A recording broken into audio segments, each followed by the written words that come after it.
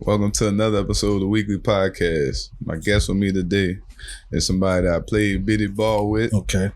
You going back? You going back? Okay. Yeah, going back. Okay. Somebody who I've been knowing for a good little while in my life. Yeah.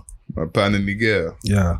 So tell people about yourself. Man, I'm Miguel Tillman. Everybody know me as Gally. New Orleanian, born and raised. New Orleans, Louisiana. Yeah. My entire family just from the uptown area. My mom, my dad. I grew up in one of them households where my pops was, he had the vision of, he had 3 kids at 21. Yeah. Right? So by him being like that type of guy, 3 different baby mamas, he was always a stand-up guy. So the situation that I was in, being raised by my mom, it wasn't a bad situation. It just made better sense financially and just direction where I was going in life. Right. So I look at my son as like a New Orleans godson. That's how I look at myself, because I'm the route that I took. Of course, NBA, NFL is everybody path, right? But what sports did for me, it was it gave you like a sense of direction. It showed you how to like just have leadership skills. So there was a huge outlet. So backstory on me, like I said, born and raised in New Orleans. Football was like one of my things. Like, I ain't gonna lie. Football was my therapy. That's how I was able to grab stuff, understand stuff. My pops used to put certain things in like different analogies. Right. So sports for me was it was a way to it was like I said, it was an outlet. Yeah. That was the difference between if you really wanted to dive into the streets, or you could play sports, and that could be another way out, right? Your family get to come to the games. Who wouldn't feel good if your family had the games? Exactly. Like, so that's how it was with me with basketball. So what age you felt like you fell in love with the sport, or was it just mainly at that time? Or when you feel like it was time for you to walk away from it? Well, it was more so coming from, cause like once Katrina hit, cause I was at St. Aug for 2 weeks, and I left there, went to Carr. Okay. And when I went to Carr, that's when the hurricane hit, so I had to go to Atlanta. Who the real purple? Yeah. Who the real purple? I ain't getting into that. I'm just asking. I was trying to ask. I was at St. Aug for 2 weeks. Okay. Now I was like, yeah, I can't do this. I gotta go to Carr. Okay. But I wasn't there for the whole experience of St. Aug. All right. But yeah, when the hurricane hit, I went to Atlanta, played ball, did good out there, but my dad was ready to move back out here. All right. Then we moved to Covington. Okay. So I went from playing shooting guard to playing center. So then when that happened, that's when that confidence go. Well, how tall you is right now? I'm just 6'2". Stop what I'm saying. Okay. But Louisiana dudes shot out here. Okay. So and out there 2-3 dudes 6'7" and above over there. All right. So it's like that's really when I started thinking like, okay, basketball not it, because I'm already playing opposition. My confidence is already gone because I'm not feeling it no more. Yeah.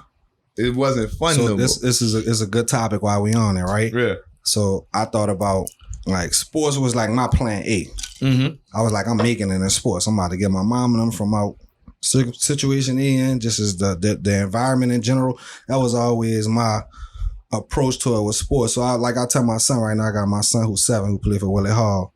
It's just like, you got to find your why out, like why you do certain things, like, right? Whether it's like making money, whether it's why you get up to go to work, whether it's your kids. So my why, I think, was sports, and what made me so attached to it was, like I said, the environment my mom was in. I always was like, nah, I want to get out of it. Yeah, you see a nice car passing by, you like, yeah, I'm gonna get that car. You tell your mom or something like, yeah, I'm gonna make sure you get a crib. So I'm saying that to say with sports, say if it don't work out, right? I think the biggest thing is like, what's the plan B? Yeah. Like, what's plan B? Like, what's your identity outside of sports? I think that's the biggest thing that need to be shared to a lot of athletes too. Because at the same time, you don't want to just like turn their dreams down and just be like, look, after you're not gonna make it.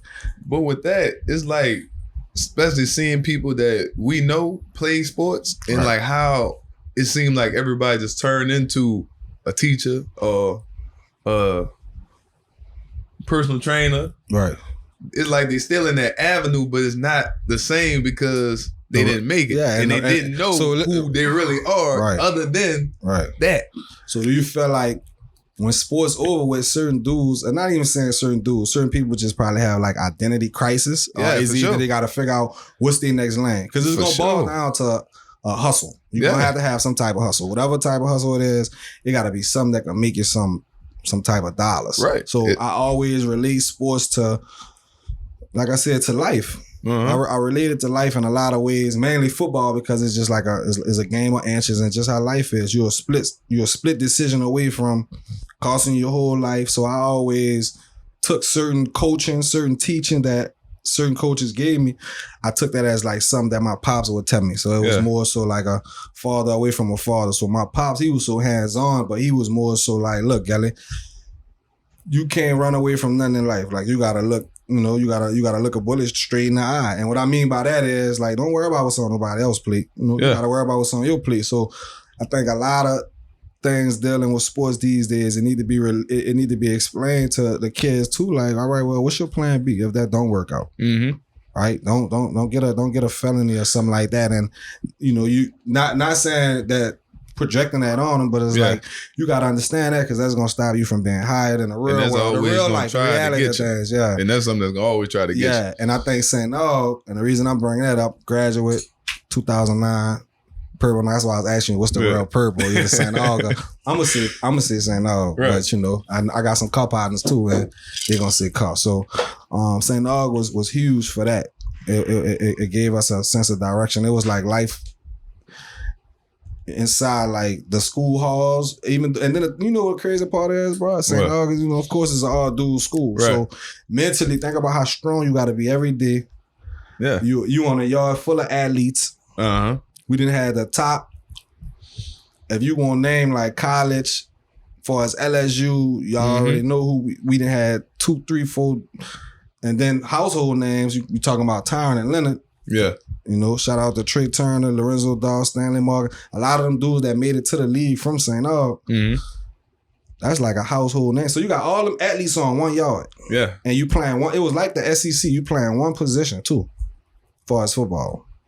I played running back at St. Aug at the time. So by the time when I got there, it was more so in the rebuilding phase. Right. Like right after Hurricane Katrina. It was shout out Coach Wayne Cordova. He was the head coach at the time. But at that time, he was a young coach too. Yeah.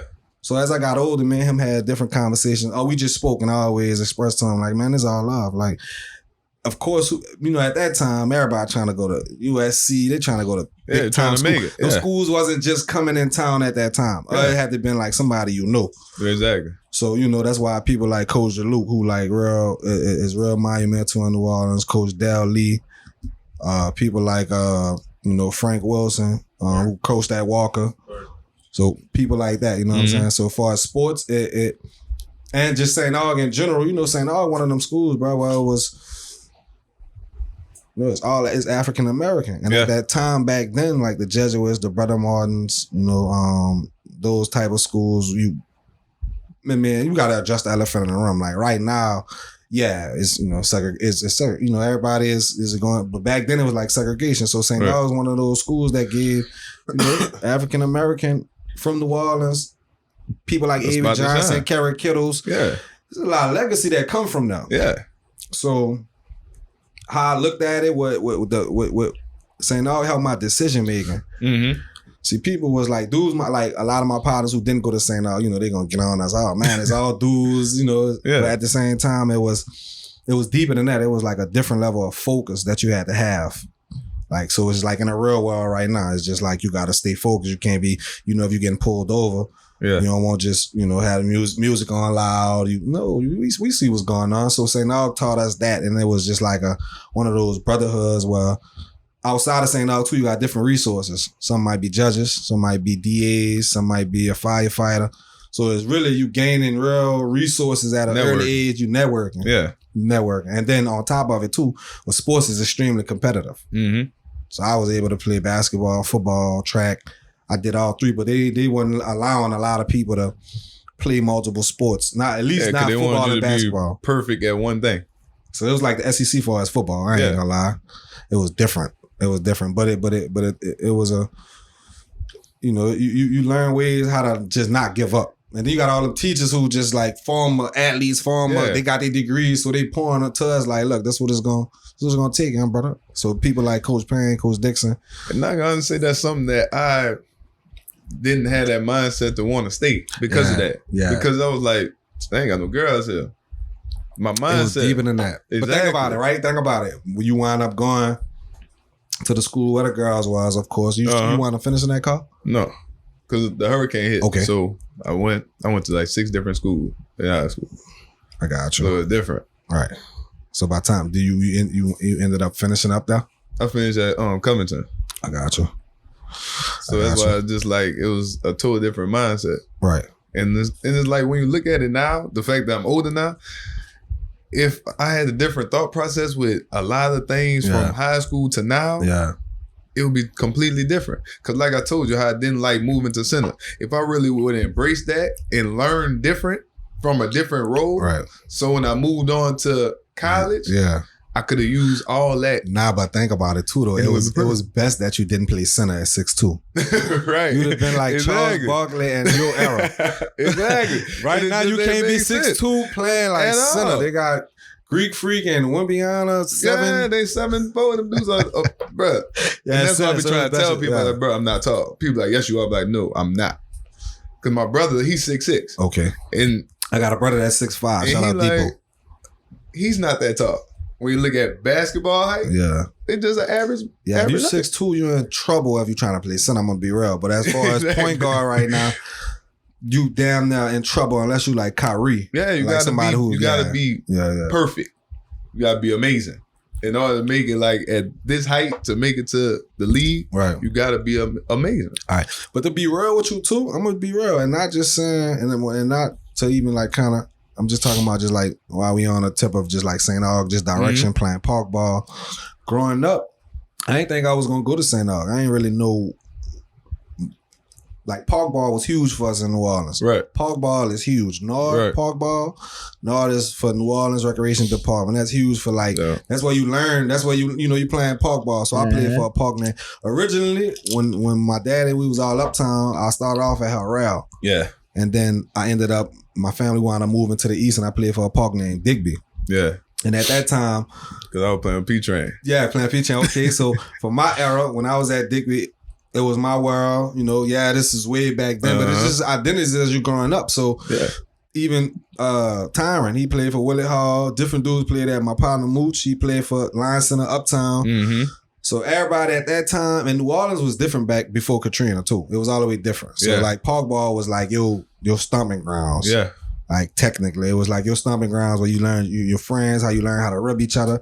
How you learn, That was the Holy Grail. Bro. That's like when you learn how to rub each other, how you learn how to get over. Park ball was huge, and I feel like my son in there right now, so he playing for Willie Hall. Digby not open no more. So by him playing at Willie Hall, they got just a lot of structure over there. But what it do is my son go to Newman. He go to Newman, right? Newman, Peyton Manning, Eli Manning, and Odell Beckham. That's the school that they at. So my son at that school. So the reason why I was asking you too, just tying it back in when I was saying Plan B, I think at a school like that, education and all that is first. Of course, at St. Augustine, education is 1st, but it's like predominantly where it's gonna be a lot of dogs on that yard. The niggas trying to get over on you. Yeah. Just like a bunch of athletes. I feel like at a school like Newman, it's giving him like that Plan B early in life. Yeah. He about to go to second grade. So he been there since pre-K. Yeah. His mom's a teacher over there. So I know education-wise, I just know as far as like, I feel like in our era, we used to have to worry about the ACT, the SAT, and stuff like that. And we wasn't really worried about ourselves. We just worried about sports. We just worried about sports. That was it. Worrying about sports. Exactly. My dog, Mike, they call him Fresh, Mike Barnes. He was at St. Aug. I tell a lot of dudes, he was serious at receiver. He just, at that time, we wasn't really just, I wouldn't say it wasn't focused on it, but it's just like we should have. Education, it was huge, of course. I said, no, you're getting a top-notch education, but at that time, you got to be qualified. So knowing the correct steps of being qualified, knowing you needed, of course you needed to maintain a certain GPA to stay eligible. So you know that, right? You got to do your work, but like some people just like standardized tests and stuff like that. I felt like this dude was good. He was good, but I'm tying that back into like, say like somebody my son age now. He read on his off time. He like reading books. He a good guy. So I had to put him at a park like Willie Hall to balance him out. Cause you at Newman, well at the same time you at Newman, but it's reality too. Like, but that environment over there is good for him. Be able to speak in different languages. You got structure. So being able to see him being adjusted in that and then transitioning back to Nord, that I had to make sure Nord was implemented in his life. Sure I had to make sure. He gonna get it out of Newman too. I went to school right down the street. Okay. Once he get older at Newman have a problem with the black students where like they get tormented up in there just because it's nothing but private school or white kids and all that. They think everybody that's black up there, you in there because you play sports, you get scholarship, that kind of shit. So he gonna have his adversities going to school at Newman, but I get what you said too, like putting them around, like I gotta keep them balanced. I gotta keep them balanced because black kid experience. It's private school. So it's my job to keep them balanced because all the teaching and everything I learned growing up, you know, once you become a father, that's what you apply to your kids. So it's almost like having a cheat code. So I knew by him, his mom. First of all, his mom teach stuff. And she like an author with books and stuff like that. So I always knew like far as being intellectual and having like understanding, I knew that was gonna be covered. So I salute her on being like a good mom in that aspect. And then for me and her being able to like co-parent and get on the same page and then make sure his personality is straight. So going to a school like that was huge, on top of like when he telling me certain stories, it ain't just about sports. See, Willie Hall, the park that I got him at, he around a lot of trench babies. See, that's that 7 wall. St. Bernard, I'm not even out the 7 wall.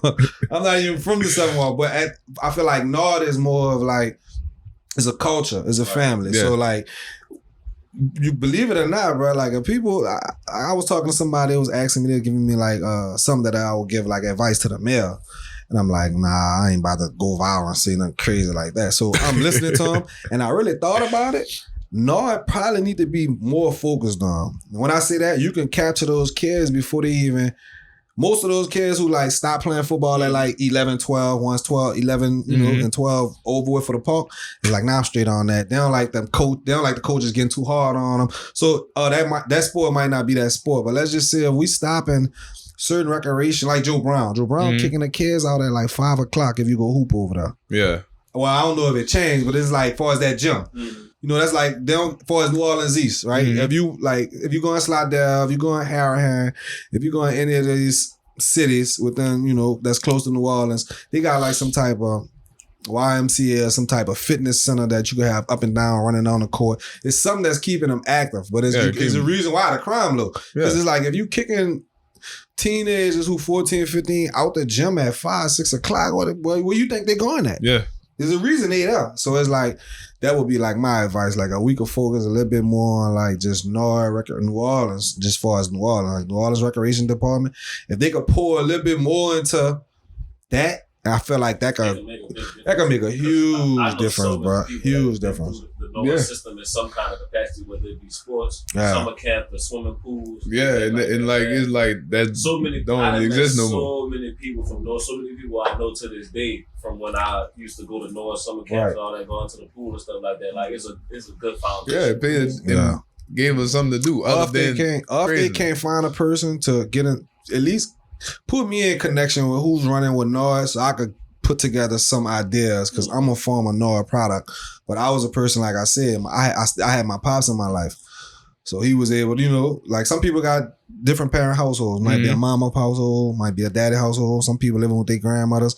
I'm a grandmother's kid. Like my dad and my mama was 17, 18 when they had me. Right. So my grandmother was like my mom in a sense. But my dad was, keep in mind, like he had me at 17 according to the birth certificate. So he had 3 kids at 21.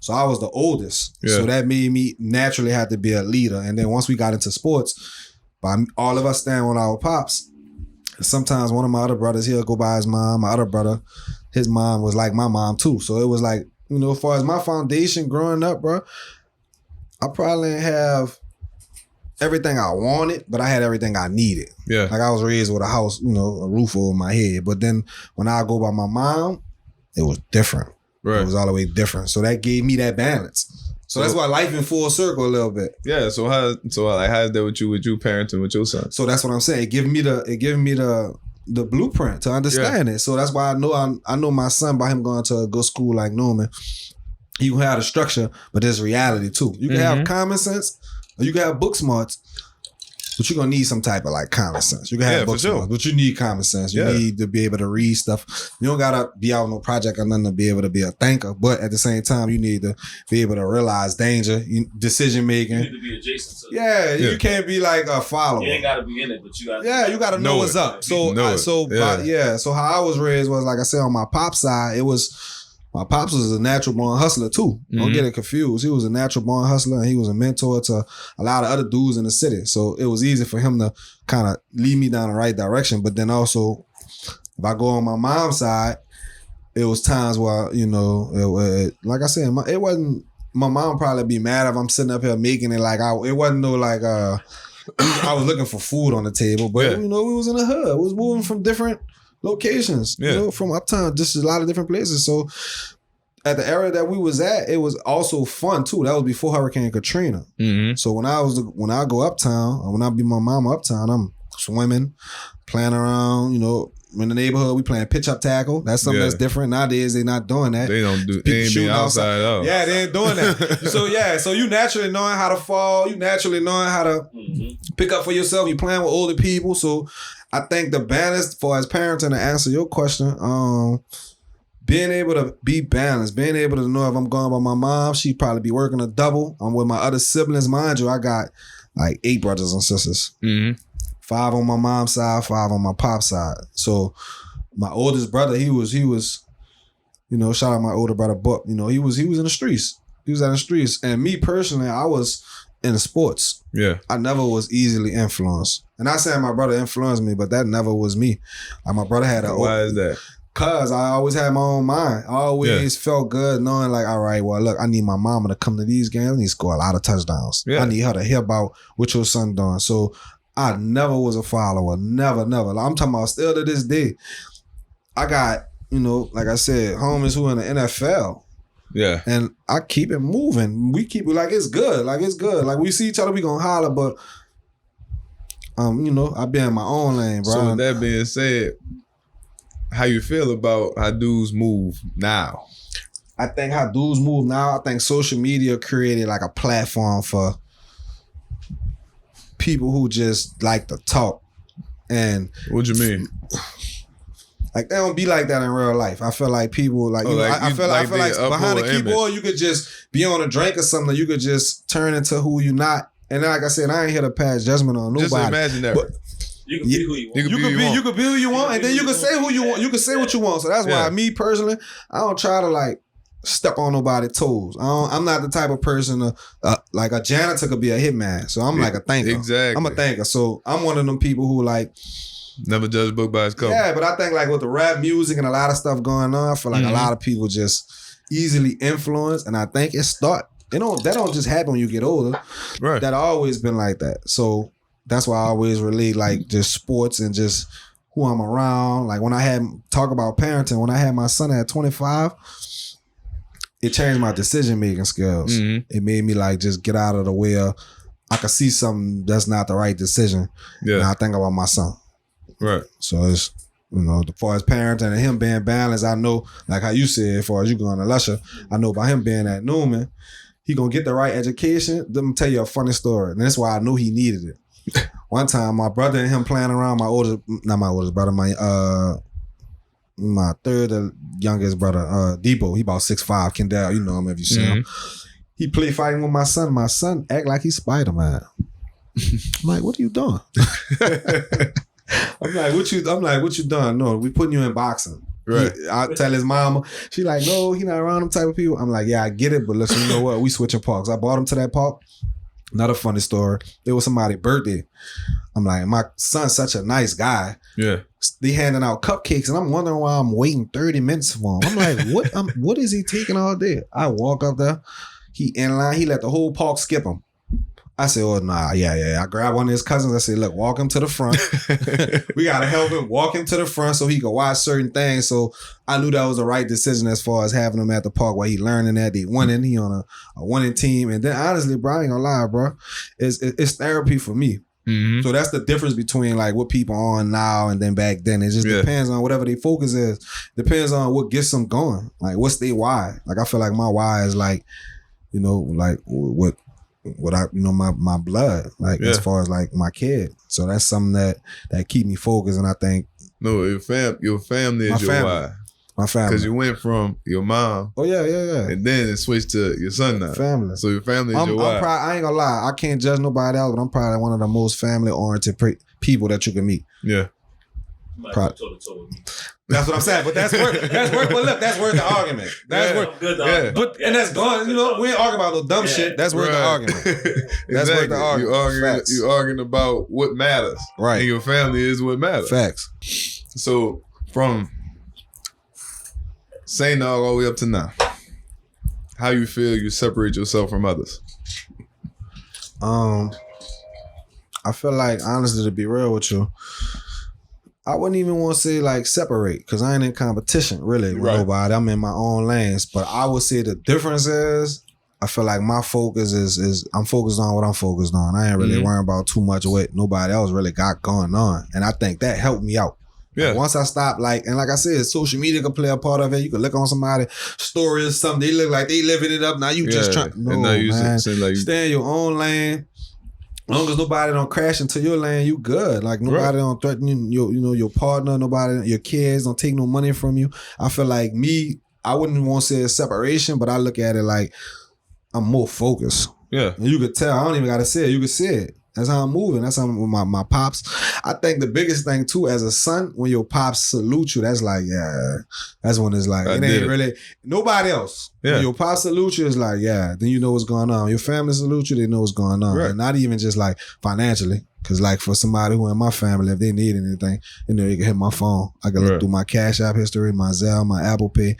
It's good. There's no limit when it comes to family, but I think it hit a little bit more different when your pops like, I see you, and I'm like, it's good. I'm like, you don't even gotta tell nobody. You're proud of me, like they said. You don't even gotta tell nobody. Exactly. So I think the difference is, like, my why is my son, bro. Ultimately, that's what it's gonna boil down to. That's just what it's gonna boil down to. I grew up with my mom and my pops co-parenting. Yeah. So it's crazy how life worked. And now you co-parent. Now I'm co-parenting, so it's like, all right, damn, this was all these lessons. This was everything was kind of preparing me for. So that will have me like, and it's shit not easy. Nah, it's not. Shit ain't easy at all. I know myself. To be sitting up here seeming like that shit easy. Somebody else might be telling you, no, man, I don't have no kids, man. A baby mama drama. And it's just like, no, I ain't fooling with that. I think with life, it don't come with a blueprint. So you just gotta, when certain things come your way, you gotta know how to adjust. And I think being able to adapt, me going through it as a kid, and then by my personality stand, being able to be me, despite whatever's going on around me, despite what certain people got going on.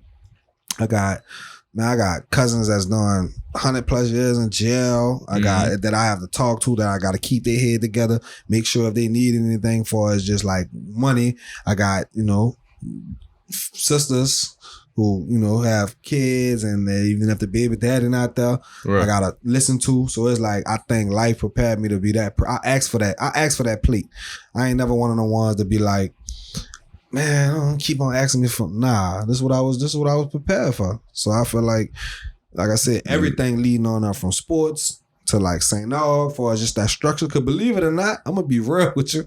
St. Nog, one of those schools where you got a lot of thinkers. Yeah. Now I don't want to put this on wax, but a lot of people got to go get stuff from, most likely is gonna be connected to somebody who went to probably St. Nog. Like, it just taught you how not to cheat and trying. Yeah. Like, don't fail a test. All right, well, if I don't know what's going on, figure it out. Right. Figure it out. Accountability. Learning stuff like, I think that's huge, bro. That word is huge. Accountability. Because I remember being in school. At that time, I was at St. Aug when we did corporal punishment. And we had to paddle. Yeah. Yeah. They don't do that no more. Man, that's big old strong coaches, teachers hitting you with the paddle for somebody else. Right. So, how you doing? I'm Kelly. Nice to meet you. My mom remember you, boy. So I went to St. Aug with him. Yeah, for a little short time, but it was good. But yeah, it's just like making sure you stay in your lane and doing your own thing. Can't worry about what another person doing. Yeah, you gotta keep being focused all the time. I think honestly too, like the teaching that you get from your parents. That go a long way. Yeah. Whether if it's a single household or whether if it's both of your parents, at the end of the day, you only got one, mom and dad. So it's like some of your friends might not have mom and dad. So it's like, that's when your parents teach them. And then I just like certain decision making skills. Yeah. That come from the teaching of your parents. So that helped me out to be a parent. I just come listen. from when you're young. Yeah. So that's why my pops always tell me like, man, look, you got 2 ears, 1 mouth. So be slow to, listen as far as like reacting. So now look, Miles, I got mine started. I know I had to say something like that to get off our back. But bro, I appreciate you doing this with me though, dog. Oh yeah, bro. It's good, bro. You already know. I already know to reach out to you. I already knew just to not even reach out. I just knew, I was on the internet one day, bro, and I wasn't in my feelings, but like one of my homies, I gotta be real with you. One of my homies, bro, he in the NFL, right? Mm-hmm. And it's all good. Whenever I needed him to come through for me, man, he came through for me. Now, on this post that we seen, I think it was like, who this was? Boy used to be with Jay-Z. Always talking loud and all Damon this. Damon Dash and Mike Tyson. I think they combined like a video, and they was saying something about another man taking care of you. And I agreed with it. I was like, nah, ain't no... Imagine you been... I don't care if you got $1 billion, but you got a whole family, you got a girl. So I was on a topic of thinking like, man, they got a lot of male groupies out here, bro. Mm-hmm. And that's worse than not to switch the convo, but it's just got to be addressed. Like, no, for real. You gonna speak on like the females, but like that's for females to do. So I think one of them days it was just like another grown man taking care of another grown man. Like I said, I got partners who was in the NFL, NBA. I always had my own. I ain't never try to move like that. So they got this particular situation, dog, where one of my dogs was in the NFL. He played for the Saints. I ain't trying to put no attention on none of this, but it's a particular person that's around him. I had to kind of like run down on him face to face. Yeah. Like face to face. I ran down on him, and I think it was in spades. Ran down on them in spades. They surrounded by who they surrounded with. I got my cousins, I got my brothers. We all in one section. We chilling. We in a black trucks. Do about 5,000-6,000. My dog $1 million now too. So we both throwing money. But I'm like, nah, it's good. You can have that. I ain't even on that type of time. I ain't even on that type of time. But when I see you, I gotta say what's up. Now, mind you, I see him 2 days before. Yeah. So I see him at the casino. We holler at each other. It's good. Ain't about much. Him and my brother, they ain't really seeing eye to eye behind a situation, but it's good. Like at the end of the day, we got love for each other. It almost on some like hot boy shit. Mm-hmm. Really and truly, we all grew up with each other at the end of the day. So, long story short, we meet this one particular person that's around him, and that's why I kind of, just to catch everybody up, how me and you get connected. Mm-hmm. Well, I was like, man, I need my own podcast. I'm like, bro, I gotta hit you up. Yeah. It was something about Mike Tyson saying, another man taking care of another man. So I always been that person where like, I don't care, you got 100 years in jail, 100 million. Yeah. I ain't switching up. Right. Like, and I ain't about to shine on my people. I ain't about to be them type of people. I ain't speaking down on my dog name. Like I said, he didn't came through for me for situations where, he was about to, this is my dog. So, he'll come through. So it ain't on that type of time. But this particular situation, this certain male groupies, dog, this one dude that's around him, bro. And he know he bogus too. This how I gotta explain the shit. I hit him up. I'm like, look, bro, you did something that was real weird. Yeah. So now, and mind you, he not from here. Nigga from like Arkansas or some shit. Yeah. So I'm like, look, bro, I don't really care who you're around, what's going on. Like, he gonna tell you what's up, what's going on with me. I'm from New Orleans. I'm like, you out of bounds all the way. You from Arkansas somewhere. Yeah. So I wrote him and told him about something that he did. He like, no, nah. He went to like screenshotting it, putting it on his social media. I'm like, all right, bet. Now, I'm the type of dude, I don't know how to take text messages or like Instagram, or like say if you post like a picture up and you got like a tough song behind it or some drilling music or whatever it is, I don't know how to take that. Like I'm looking at it like, nah, I'm gonna be direct with you. I just added them.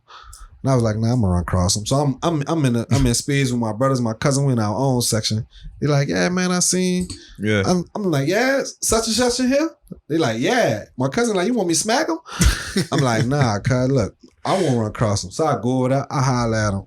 Like, what's going on? Like, two mountains won't meet, but two men will. So you just met this man in 2019. I've been knowing this man his whole life. So I ain't one of them groupies are like dick rider. I'm somebody that's just like, I'm gonna be in my own lane. I'm gonna check on your well-being.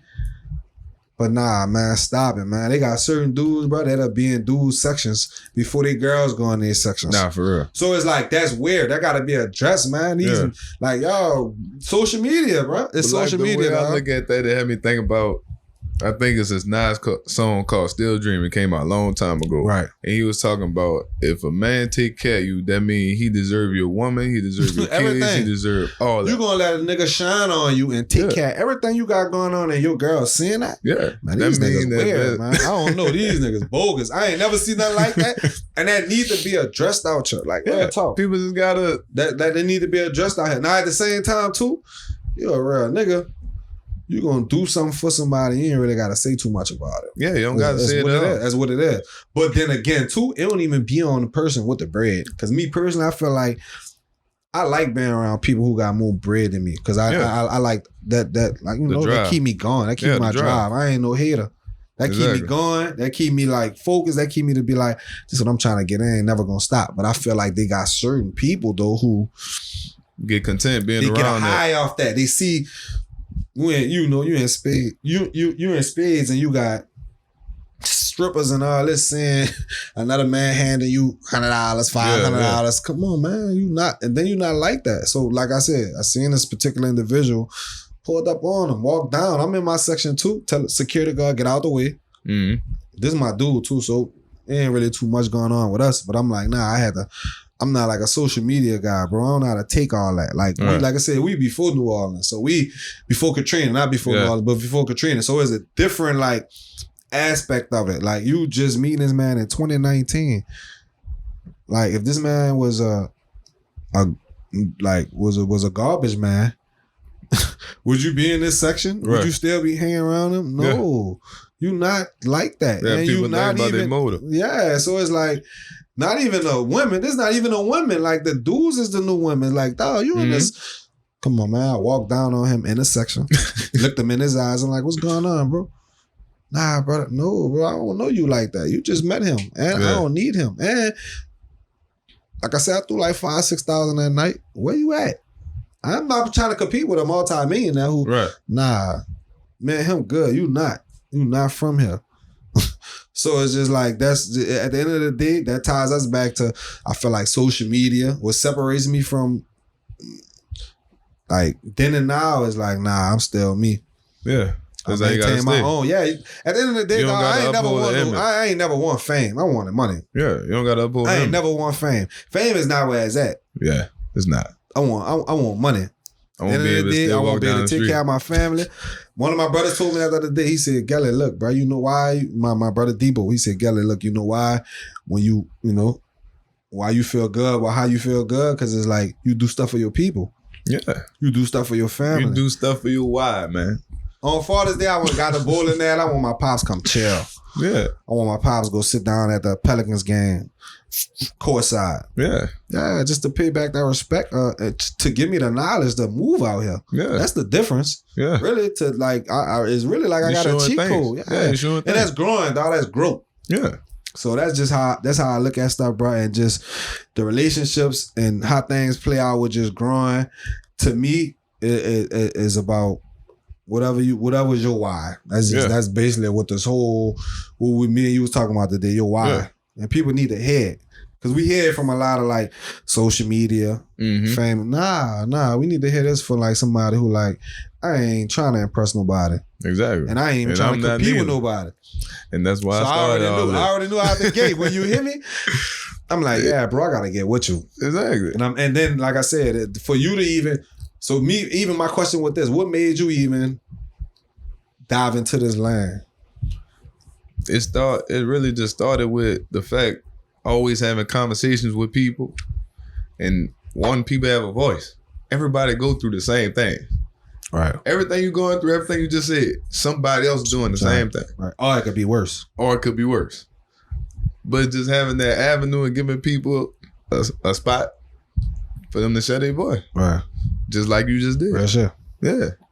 And the crazy thing about it is too, I specifically said I ain't got to filter what I'm saying. It's organic. Right. We can't plan this. You can't script this. I can't read off a teleprompter. Nah, this is real life. This is real life. This is what we talking about. This is the reality of, like I said, started out with sports. Sports is a huge outlet. I think that's huge for New Orleans. Right. I think that's huge. Sports is huge. Even if you don't dive into sports, dive into something. But I feel like sports is like what keeps a lot of people focused, and everybody don't make it. We get it. Everybody don't make it to the NFL, NBA, MLB. But what happens after that? That's the other population, right? Everybody don't deserve to be not deserve, right? But everybody don't make it. Everybody can be famous, but you still could be you. You can't crash out here. You can't. Mental health, that's real. Yeah. So you gotta keep up with yourself, man. Go get your haircut. Go get your aligning. Go treat yourself to a nice meal. Yeah. You know, go take care of the ones who took care of you. So that's how I move. Like without family, that's really the bulk of everything. Yeah. Without family, that's just the old. And then I feel like too, you know, being in my early 30s, now 30s is like your 20s were just more money and less errors. That's just kind of how it is. Everybody light switch hit different. Yeah, everybody light switch hit different. That's just kind of how it is. Even with relationships, whatever that is, like who wouldn't want to be in love? Like who wouldn't want to be in love tomorrow if it went that way? But it's just like, man, you got to find your person. And then you got to move, you know, in a way where, you know, it's going to just be winning. Yeah. And then, you know, y'all have a common denominator. Got a partnership actually doing respect each other differences. So when I see your podcast, I say, oh yeah, I got to tap in with my dog. It's called WeakLEE, right? Yeah. Shout out to WeakLEE. I say I got to tap in with my dog because at the end of the day, it's organic. It ain't nothing made up. This ain't no fugazi. Ain't nothing fake. And this ain't no, you know, you got to check a person by how they really move out here too. Yeah, so like I said, social media can confuse it because it gives anybody a chance to be something that they don't, that they really not. Real shit. Yeah. Like you could just say something. You could wake up, say some real shit, and go right back to bed. Like you're not even hustling. You're talking about grinding, and you wake up and you wake up and text grinding and go right back to sleep. You know how you in it? No, you're not. So it's just like, I feel like come and talk to you, bro. Yeah, it was therapeutic. I had to really I had to sit up here and just like holler at you. I'm good. I'm happy you did it with me, brother. Yeah, bro. Yeah. With that being said, it's another episode of the WeakLEE Podcast. Yeah. Let's all remain honest, vulnerable. Facts. Tune in next week. Facts. And this is the WeakLEE Podcast. Be sure to like, comment, and subscribe. Tune in next week.